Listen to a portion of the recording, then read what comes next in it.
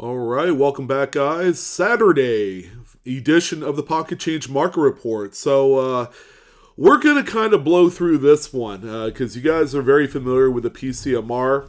We actually did a live stream the other day where we took a look about how I was able to pick some of the coins for the PCMR. You know, kind of like a first-hand look of how the whole operation works. And I gotta tell you, at first glance, probably looked pretty easy, but there's a lot of work involved with getting all the images together and just really sorting all the notes in preparation for the PCMR. All right, so if you can find it out in the wild, whether it's in pocket change, coin roll hunting, going to the coin shows, coin shops, even cherry picking eBay, yet again, you can find a lot of these coins that you could add to your collection at a very low cost or resell, make that profit happen for you. This is for April 13, 2024. Okay, we don't talk about graded coins. Keep that money in your pocket. Submission fees are very expensive, and it doesn't necessarily add value to your errors and varieties. Number two, the photos you're going to see here today are 100% original to these sellers' listings. We didn't change or doctor anything to make the photos look better, so you are simply going to get the best and the worst here today. And I'm happy to say that the bar is set really low. So if you're struggling mightily with taking photos of your coins, good news. You don't have to reach very far to do something suitable to get you to sell your product. All right. So like we always do, we have a little bit of a kind of a notification coming from Whatnot. Big, huge month. We got the huge April buyer giveaway that entails a number of very nice high-price items, okay? So you're going to receive one entry for each item purchased on the Blue Ridge Silverhound Whatnot streams, okay? Every Tuesday, every Friday. We have this month like 9 or 10 streams, okay? Lots of opportunity. Tuesdays are our budget sales. So if you're looking to pick up a lot of entries on the cheap, and also buy some really nice quality coins as well. That's probably one of the better outlets to do that is on the Tuesday shows. And then we have our big Friday shows as well. We had just a phenomenal Friday, really big, one of the biggest that we've had in a while. And we can't wait to give away these GSA Carson City Morgan dollars, okay? Each one with a value of at least $350. And as the month goes on, we're going to probably see some upgrades here, which is good. You know, we're always looking to make it better, to make it juicier, as an incentive for a lot of people to, to buy from me and no one else. There are other great sellers on the platform, but this is something I wanted to do to kind of give back to the community. For 1 year of successful sales on this platform, and I'm looking forward to the very last day of the month where we're going to have a live stream of auctions. In addition, we are going to be doing the randomized drawing for anyone that has bought anything on these streams. All right, so come check me out. If you haven't done so already, feel free to sign up. I have my referral link down below in the description box, and you will receive $15 in usable store credit right away. It could equal a couple of free entries into the buyer giveaway. And all you need, my friends, is one. All right, so I hope to see you guys there. All right, let's go ahead and jump right in. And let's go ahead and steamroll through these. 1945 Lincoln Wheat Set. So these are commonly referred to as defective planchets, quote unquote. That entails things like laminations, anything possibly with a die crack, or a lot of things that occur on the planchet. All right, before or after the strike is going to be a defective planchet. All right, so this is one of those here, really nice, solid delamination on the obverse of the coin right there. This one here sold for $16.45. The theme for this week is how much are laminations worth? We all know they're kind of like the low end of the totem pole. Generally, they are the more findable type of U.S. mint errors out there. We have a fair amount of listings here today that talk about laminations, but we also have some of the bigger coins as well. So stay tuned for those. The next one that we have here is a 1941 Lincoln wheat cent. Not the greatest looking coin. It's got a lot of pitting and damage, both on the obverse and reverse of the coin. So it's anything but perfect. But we'll notice right there on the obverse of the coin, again, another delamination. So a piece of the coin had peeled off right there. Again, this is all due to the impurities that exist within the planchets prior to the strikes. Okay, and that's all a byproduct of what happens during the prep of the raw material before it's even struck. So this particular example sold for $15.45. Now we're seeing some pretty real value here. If you come across these and someone tells you laminations are worthless, keep in mind these $10 to $20 price values on these, they all add up and they do sell. They actually sell really well. The next one that we have here is a 1964 D Lincoln Memorial Cent. This one is off-center struck by about 40%. Okay, so somehow, some way, the collar was disengaged and malfunctioned. It wasn't there. All right, so that allowed for an off-center strike, the planchet to be a little bit off-center from where the striking chamber is because that collar isn't there, thereby producing this gem. Now, off-center strikes and broad strikes, both of which are out-of-collar type of strikes, are generally collected by date. All right, so there are a fair amount of dedicated collectors that are looking for each date and mint mark, and they're going to look for coins like this that are in nice condition, that show a full readable date and mint mark, and this one kind of covers all the bases. So it was no surprise. This one actually ended up selling for $50. I know the Denver minted of this date is a little bit harder to find in an off-center strike of error. This one right here, again, is going to be a necessity for one of those collections. And here's one, ladies and gentlemen, that I think that one day this coin will end up in the Cherry Picker's Guide. It's just that nice. 2015 Lincoln Shield Cent. Make sure you guys are looking at every single one that you're finding in Change Today. This one is not going to have a mint mark because it's minted in Philadelphia. This one is the WDDO number 6. This is the big doubled die for 2015. When we look up close here at both the date and the motto, you can see some pretty crazy doubling. Like the date in itself not only shows a lot of the smearing or stretching attributes of a single squeeze press doubled die, but you also see these splits in each one of the digits of the date. In the motto there, "In God We Trust," you're going to see a fair amount of fattening, although you do not see the splits quite as good, but you do have a few areas where you have the notching going on there, like the U and the S. Are two great examples of that. This particular coin right here is sold for $35.09. Even nice higher grade examples will tend to fall in that $20 to $30 range. However, if this one makes it in the Cherry Picker's Guide, that price is just going to go up from there. And statehood quarter errors, also another topic, a hot topic of conversation, as people are looking to assemble full sets of these coins with any sort of mint error, predominantly broad strikes and off-center strikes like this one you see here. They're looking for every state, date, and mint mark, so P and D for each one. This is the Georgia 99 Denver. This one right here ended up selling for $35.36, and that's with 3 total bids, guys. So again, we're continuing to see some really good price movement on these coins, and we do see a number of them pop up each and every single week, which bodes well for the coin collecting community at large that wants to pursue something like this. So the seller had mentioned that this one is a 1930 Lincoln wheat cent, although we don't see the last digit of the date. So this one here is the 1930s, I would say, off-center struck Lincoln wheat cent. Kind of a tougher decade to find this type of error on. The coin, not without some issues here. There's a pretty strong, heavy hit on the reverse there that you see is punched through the front of the coin. There's some grease and gunk on the obverse as well.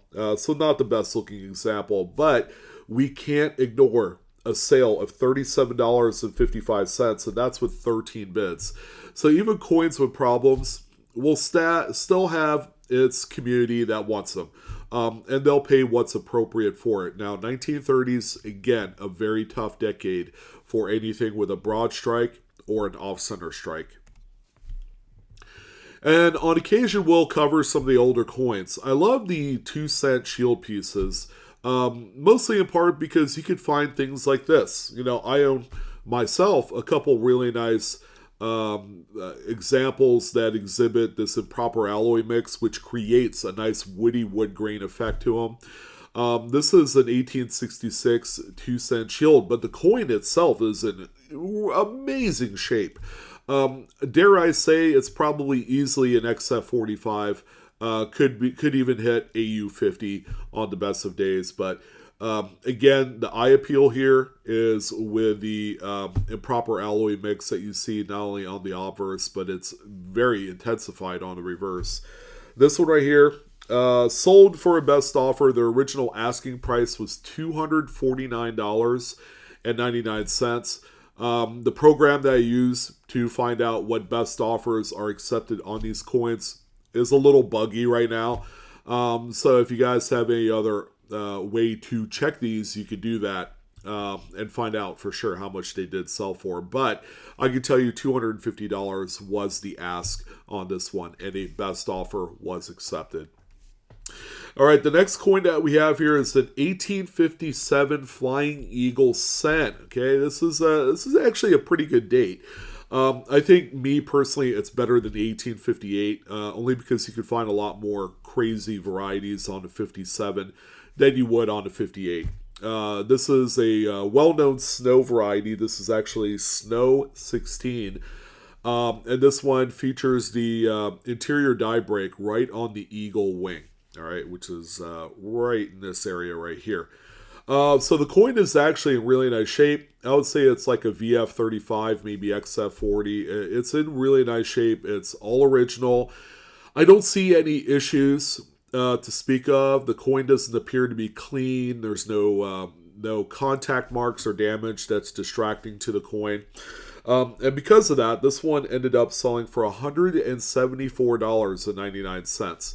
Now, without the snow variety, this is a coin that traditionally above VF becomes very expensive because it's a very short series type. You have 1856, which was only proofs, 57 and 58, and then that's it.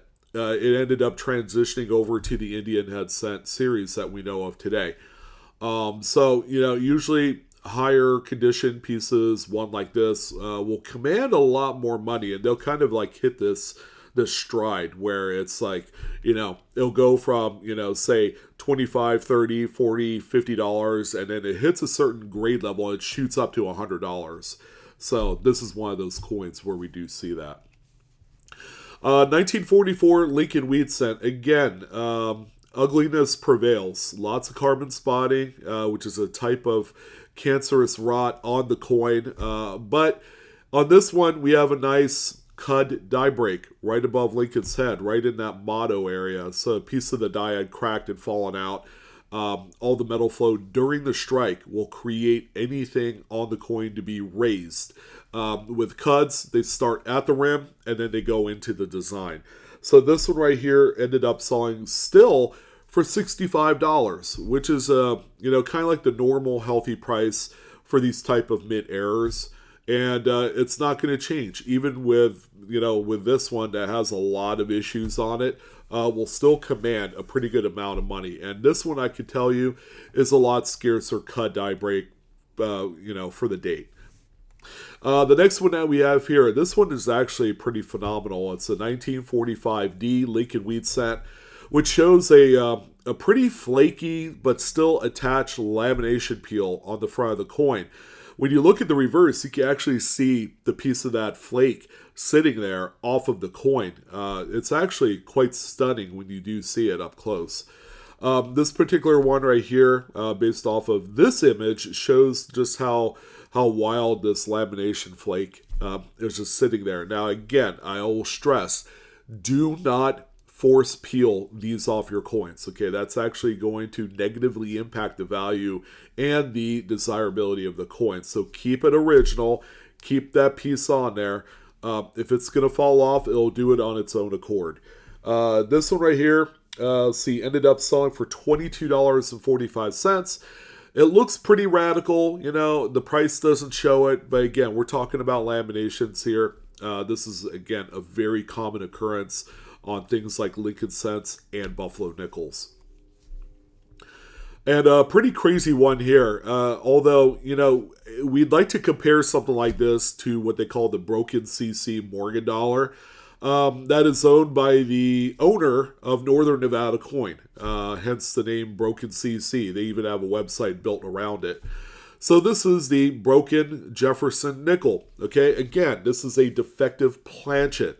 The coin had essentially cracked after the strike, and it looks legit. There's a raggedness to the edge anomaly there. Like, this wasn't forcefully done or anything like that. This one looks to be a legitimate example. And I'm glad to see that they still have both pieces. Now, there is always the offhanded chance that, someone could force this, especially if you do notice, things like a fissure crack or a really deep crack at that. That they could probably split something like this, but you would see more of the upheal of the metal on the very edge of the anomaly. This one is relatively clean. So this one right here, pretty incredible price tag. It ended up selling for $102.45 with all the juice. Man, this thing is pretty crazy. Again, it's always going to be worth the most when you have both pieces, together as one set. We also have this 1970D Lincoln wheat cent, or memorial cent rather. And again, we have more lamination issues on the obverse here. We don't see as many laminations by the time we hit the 70s. Things tend to get a little bit better with the overall quality and production of the blanks. And this one right here, probably one of the final dates that you will see of this anomaly. It did sell for $17.05. That's with two bids in there as well. Here's a 1919 Buffalo nickel, one of my favorite varieties to look for, and you can find this across many dates of the series. This one is the two-feather buffalo. All right, so two-feather Indian on the obverse of the coin. The smaller innermost feather was over-braided or over-polished, and that was a common theme on a lot of these. As Mint employees were constantly maintaining the dies, and they went a little heavy-handed in that area and just completely obliterated that third feather. 1919, I would say, is one of the more common dates that I've seen. This one did sell for $28 as a buy it now hit, and they are quite popular today. And here's one that we have never covered before. It's a 1839.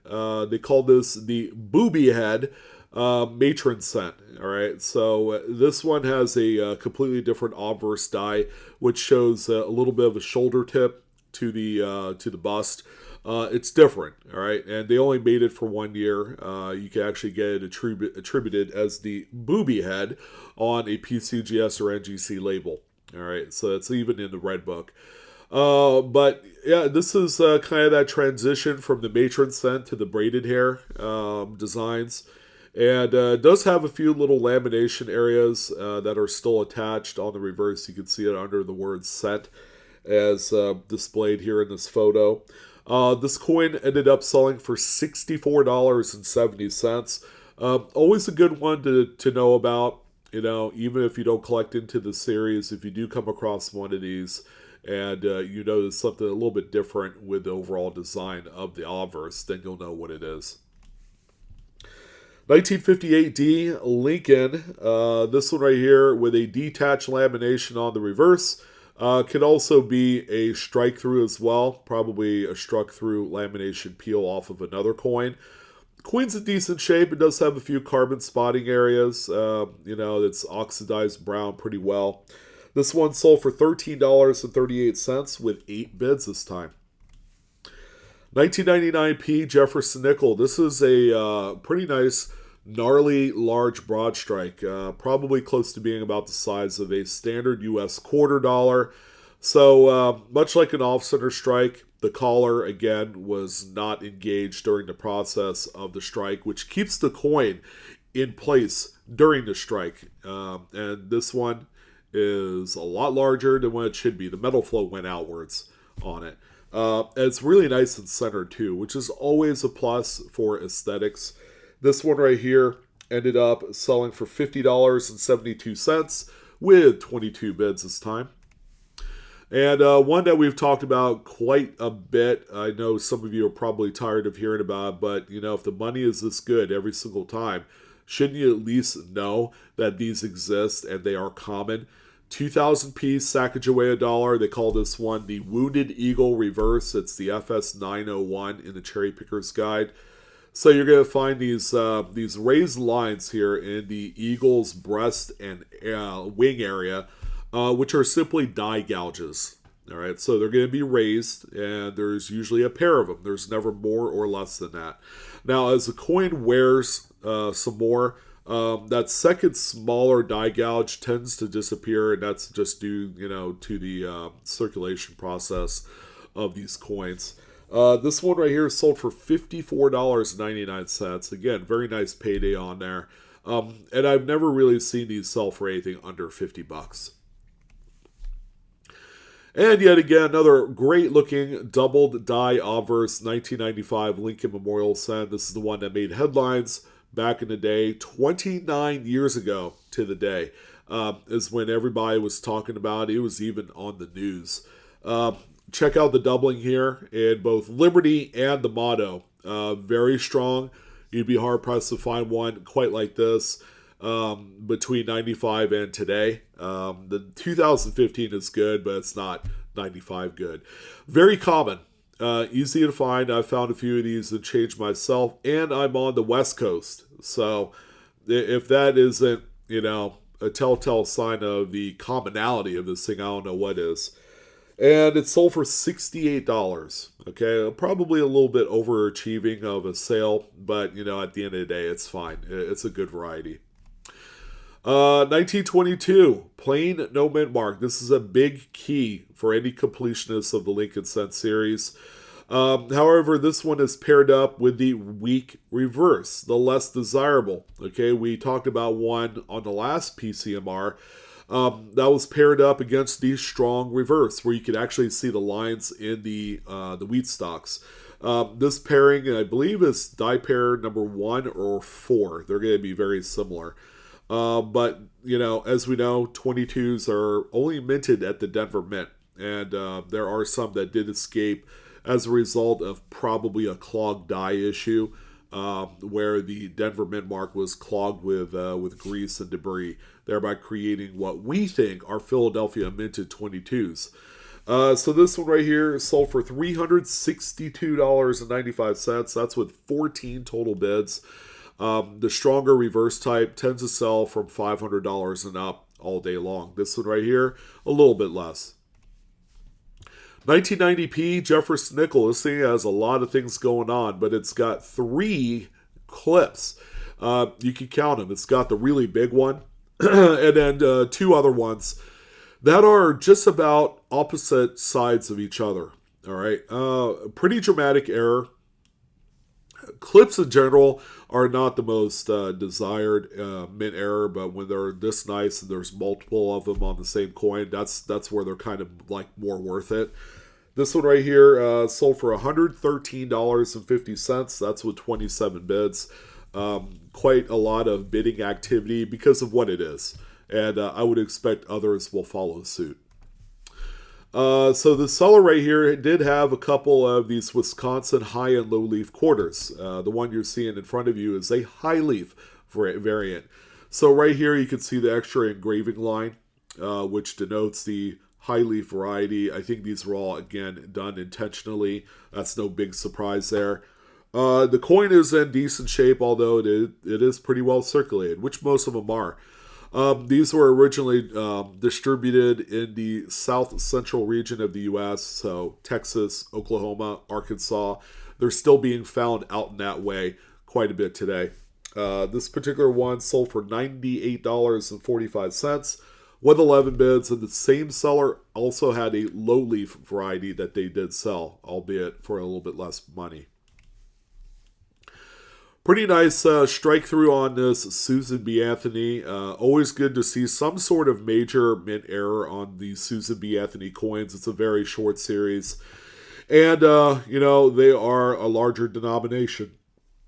So this one right here showing a lot of weakness in the strike on the obverse. And that's only because that there was quite a bit of that mint grease on the die, and the grease was used to help lubricate the machinery parts of the press, and they apply it very, very thick on there. All right, so when it strikes through the grease for the coins, it's going to leave a very weak look to the coin, like this one here. This particular one sold for $46.95. Again, I'm not at all too surprised at that price, as the Susan B. Anthony errors are few and far between. 1930 Buffalo Nickel with another delamination reverse. Okay, again, pretty normal here, as this series is plagued with annealing issues. The coin's not in the greatest of shapes, but, we do got to keep in mind that, something like this is worth a lot more than your average Buffalo nickel. This one ended up selling for $40. Very healthy price tag. If I saw that same type of lamination, I would sell it all day long if I could get $40 for it. 1944 Lincoln Wheat Cent. This one's off-center by about 20%. The older you get, the more desired these are. Again, these are collected primarily by date. This particular one also is in really nice minty red condition, and because of that, it sold for $69.95. Very strong money, and again, more to come. There's going to be quite a few of these I'll be selling all year long. One of my favorite varieties, this is the 1942 over 41 Mercury Dime. Always a perennial all-star in U.S. coinage. It's in the Red Book. It's in the Cherry Picker's Guide. It's an unmistakable. You can actually see it in the date there. It looks like a zip code more than it does a date. 19412. Wherever that is.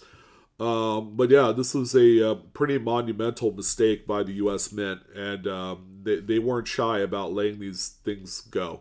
All right, there are some out there that are very well circulated, non-graded. If they're highly attributable, then they don't need to be graded. All right, this again, a lot of people look at this and say, well, we need to grade that. Let's get it in a PCGS holder, and that's simply not the case. There's a close-up of the date. Again, it's unmistakable. This is a very well-known variety. So I was more than shocked at the price tag, because it was sold for about double what I think it's worth.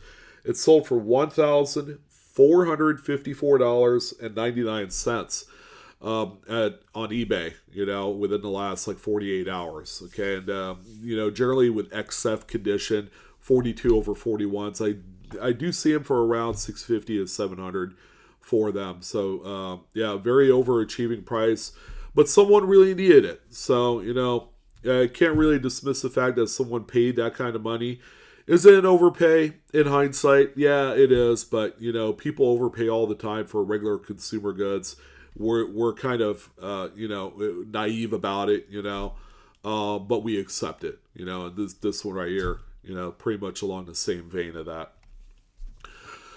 We also have this 1970s Lincoln Memorial Cent. Pretty cool cut right on the date. So we don't know what the final digit of the date is. It's from the 70s. And you do have that same weakness on the reverse where that cut is. You always have to look for that. This one sold for $67.35 with 9 bids. Here's a double struck 1975. The secondary strike is about 75% off center, and it is a uniface. So there was another blank planchet or what have you that was overlapping this coin when it was struck a second time. $63.95 with 22 bids. The only thing that can make this one a lot cooler is if the secondary strike had a full readable date. Here's another CUD on a 19 ... Denver Lincoln Memorial Center. It's a Denver, okay? Kind of strange. We don't see Denvers with CUD die breaks, but we do have one here. $76.25. This one is a beauty. It's got a nice red-brown patina to it, which is a huge plus. And then finally, did they make this one out of copper? Not exactly, because if you look at the reverse of this Roosevelt dime, it is in nickel. So you have a copper obverse, a nickel reverse, but usually you would see a nickel obverse on there as well. So it is missing the top clad layer, the top nickel clad layer of this coin, which I've seen quite a few of. Okay, and they're always quite nice to look at. A much nicer condition, like almost mid-state examples. That copper side is going to be a really nice vivid red. This one is more along the lines of an oxidized brown with a few carbon spots on there. Good old Bubba Sully has been selling on the platform for probably close to 2 decades. So he's been around the block for a while. He knows his stuff. This one right here is sold for $60.62 with 13 bids. Always quite the rich mid-error. When you do come across it, they're always welcome. All right, that's going to go ahead and wrap things up for the weekend edition of the PCMR. I'm your host, Sean, with Blue Ridge Silver Round. Again, the information provided today is for educational use only. None of this is financial advice. Please do collect and or grade responsibly. And don't forget to like, share, and subscribe as well to my content and the video. Thank you again for all your views and support. You guys have been truly just extraordinary people. And I do appreciate that. That's going to go ahead and wrap things up. Best of luck. Hopefully this video gave you some inspiration to go out there and hunt like I'm going to do right now. I will see you guys on the next coin video. So long.